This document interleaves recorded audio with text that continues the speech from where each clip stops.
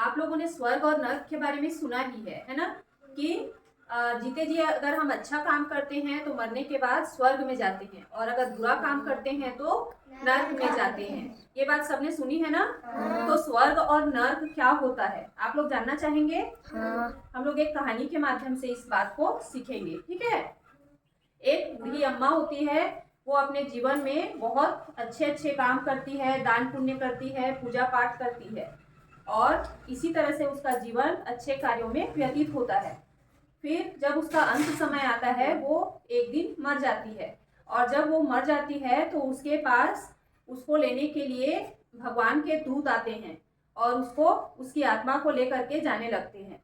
तो बूढ़ी अम्मा बोलती है कि मैंने तो ये सुना है कि जो अच्छे कर्म करता है वो स्वर्ग में जाता है, और जो बुरे कर्म करता है वो नर्क में जाता है। तो आप लोग मुझे ये बताइए कि आप लोग मुझे लेकर के कहाँ जाएंगे, क्योंकि मैंने तो अपनी जिंदगी में बहुत ज्यादा पूजा पाठ किया है और दान पुण्य किया है, मैं भगवान की पूजा में ही लीन रहती थी, है ना।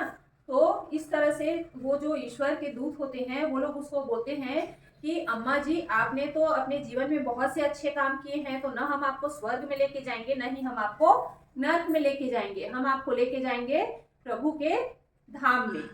तो वो बुढ़िया बोलती है कि मेरी इच्छा है, वो बुढ़िया उनसे बोलती है कि मेरी इच्छा है कि मैं प्रभु के धाम जाने के पहले मैं स्वर्ग और नर्क को देखना चाहती हूँ कि वो होते कैसे हैं, ठीक है।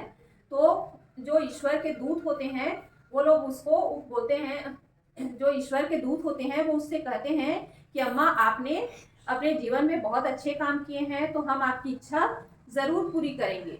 तो जाते जाते रास्ते में सबसे पहले वो पहुंचते हैं नर्क में, वो लोग उसको लेकर के जाते हैं नर्क में। तो बूढ़ी अम्मा वहां पे देखती हैं कि बहुत सारे इंसान रहते हैं और वो लोग रोते बिलखते रहते हैं, और वहां पे शोरगुल बहुत ज्यादा मचा हुआ होता है, और वहां बीच में एक तरह की मटकी लगी होती है और वहां से बहुत अच्छी खाने की खुशबू आ रही होती है ना।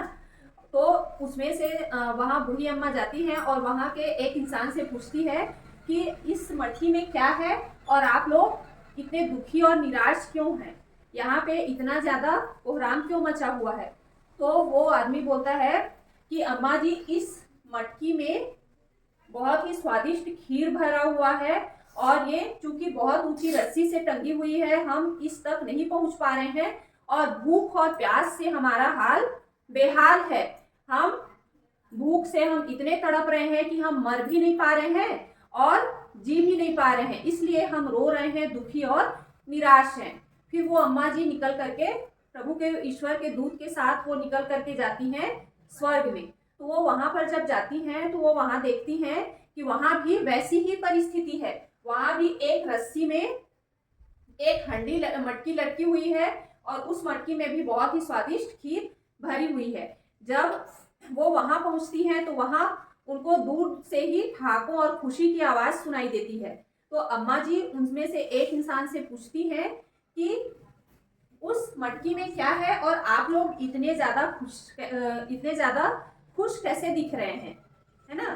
तो उनमें से जो एक इंसान होता है वो बोलता है कि ये बात आप हमारे सबसे जो बुजुर्ग व्यक्ति हैं उनसे जा करके पूछिए कि हम इतने खुश कैसे हैं, ठीक है। फिर वो बूढ़ी अम्मा जाती है और उसमें से जो सबसे बुजुर्ग व्यक्ति होते हैं उनसे पूछती हैं कि आप लोग यहाँ इतने खुश कैसे हैं।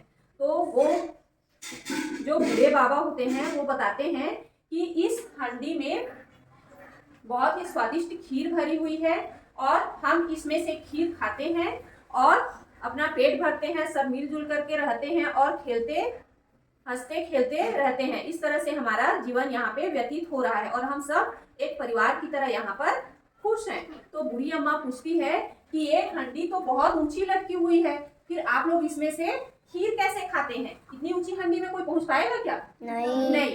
तो वो बूढ़े बाबा उनको बताते हैं कि अम्मा जी आपने दही हांडी तो देखी है ना, आप सबने भी देखी है ना दही हांडी। हाँ। उसमें क्या होता है, एक ऊंची रस्सी पे हंडी लटकी होती है और बच्चे एक के ऊपर एक चढ़ करके हांडी को फोड़ने के लिए पहुंचते हैं। तो वो बूढ़े बाबा बताते हैं कि इसी तरीके से हमने यहाँ पर नौजवानों की फौज इकट्ठी की हुई है, और सबको काम सौंपा हुआ है कि तुम एक के ऊपर एक चढ़ करके इस हंडी तक पहुंचोगे और वहां से वो लोग पहुंच करके प्रसाद निकाल करके सभी में बांट देते हैं और उस प्रसाद को पा करके हमारा पेट भरता है और हम सब यहाँ पर मिलजुल करके रहते हैं, इसलिए खुश हैं।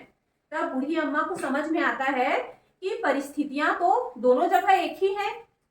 कहाँ कहाँ? स्वर्ग में और नर्क में। वो बूढ़ी अम्मा दोनों जगह जाती है ना, स्वर्ग में भी जाती है और नर्क में भी जाती है। वहां पे दोनों जगह पे एक मटकी टंगी हुई होती है और दोनों जगह पे वैसे ही लोग रहते हैं, लेकिन नर्क में सब दुखी और परेशान रहते हैं और स्वर्ग में सब खुश रहते हैं।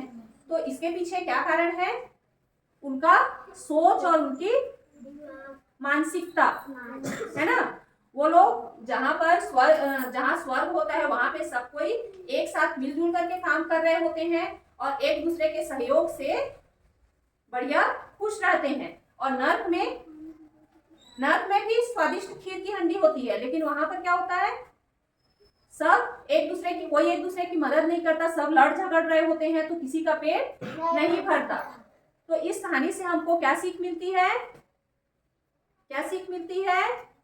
हमको लड़ना नहीं चाहिए, हमको लड़ना झगड़ना नहीं चाहिए। आपस में मिल करके रहने से हम अपने घर को, हम अपने परिवार को स्वर्ग जैसा बना सकते हैं और वहां पर बहुत ही खुश रह सकते हैं।